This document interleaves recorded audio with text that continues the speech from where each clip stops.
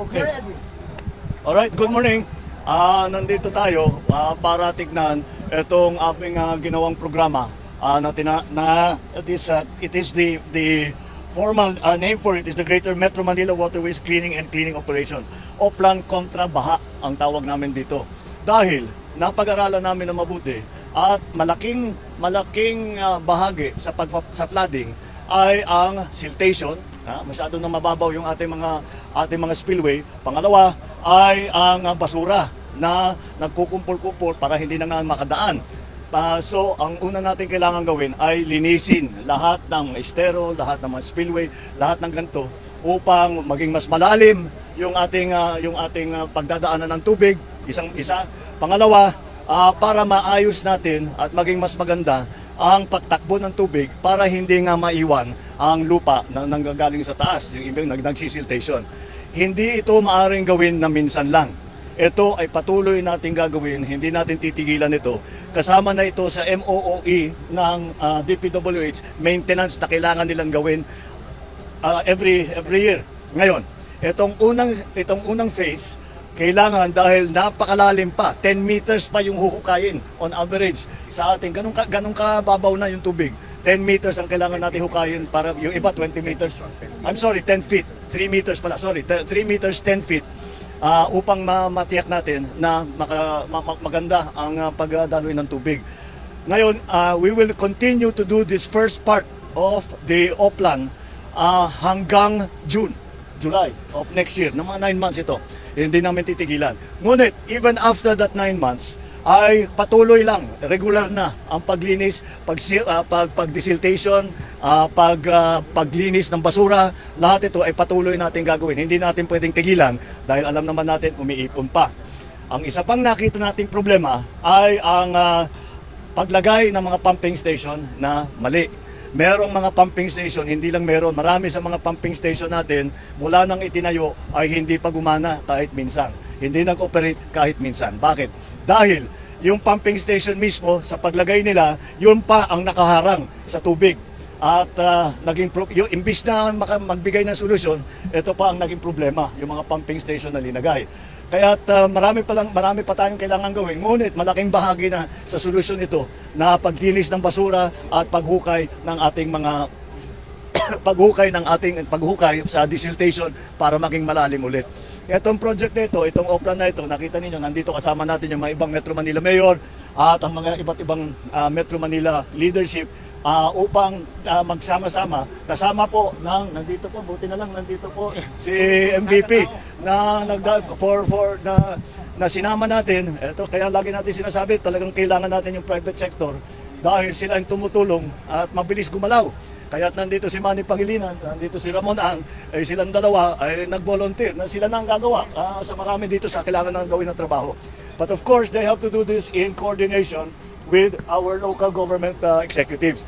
At alam naman natin, ang mga local government executives nung nakita nila na may project na ganito ay pumayag naman kagad dahil siyempre ayaw nila ng baha. So malaking tulong ang pagsasama ng private sector, ng LGU at saka ng national government. Kaya it will have, hindi kaya ng kahit na national government lamang, hindi kaya ng LGU lamang, hindi kaya ng private sector, ng mga negosyante, hindi nila kaya na sila lang. Kailangan magtulungan at ito yung mangyayari. Bibilisan natin, sana naman ay mababawasan ang estimate ng ating mga scientifico ay sabi nila mababawasan ng up to 60% ang pagbaha kung ito ay maging maayos na. Mas mababawasan pa ang baha pag naayos natin ang mga pumping station. Kaya kung titignan nyo yung mapa, nandyan maliwanag kung saan yung mga problem areas, kung saan uunahin. Ngunit ito ay hindi lamang dito sa Maynila. Ito, kung bagay, hindi mo na masasabi yung pilot project kung maalala ninyo. Merong ginawang study ng tawag NOAA. Ang NOAA study was to study the flood control or the flood situation, especially around Metro Manila. Ngunit all over the Philippines na rin. Kaya on the basis of that study and on the basis of the coordination between, again, the LGU, the private sector, we will also bring kontrabaha to Cebu, to Bacolod, to Rojas City, to Bulacan, Pampanga, Cavite, Laguna, Pangasinan, Cotabato, Davao, Cagayan de Oro, and other places na madalas mabaha. So that is what we are. That is what this signifies now. It's the beginning of a very wide-ranging program to at least partially solve the problem of flooding, especially in the urban areas, especially in Metro Manila and the other highly urbanized cities and provinces. Kaya this is going to be a simple solution, but it will take a lot of work. And mabuti na lang ay marami tayong mga willing na tumutulong. Again, from the national government, of course, we are administering it, we are organizing it. But again, we do it together with our LGU executives and with our friends in the private sector who have volunteered their capacity and their equipment. We have discovered that kung makita ninyo yung mga equipment na ito, medyo bago-bago pa. Ang nandyan yan since when? 2018? Probably about almost 7 years. 7 years ago, nakatenga lang doon sa warehouse nila ng DPWH at never nagamit. Dahil kailangan daw itago for the big one. Pero ito na yata yung big one when it comes to flooding. Ano pang inaantay natin? Kaya ilabas na natin lahat, gagamitin natin lahat yan.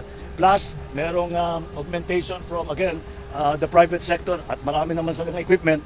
And of course, with the approval and the cooperation of our LGUs. So hopefully, we'll just keep doing this. This is not an instant solution. Kung tutusin natin sa pag-aaral ng ating mga eksperto, hindi ang flooding problem hindi maayos dahil meron tayong ginawang isang bagay. We will have to do many things. We have to do the siltation. We have to do the changes in the location of the pumping stations. We have to, in the long term, we have to go upstream and look at the watersheds and see what we can do there. Either develop the watersheds or already put impounding.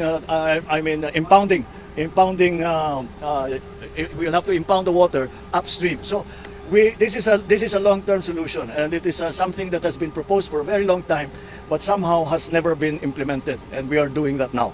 And so I'm very optimistic that once we get the majority of this done, maramdaman na kaagad natin na pagdating ulit ng tag-ulan next year, malaki na yung mababawasan sa flooding. Okay? So, maraming salamat. Thank you. No question. Yeah, it's funded. Yeah, it's well funded.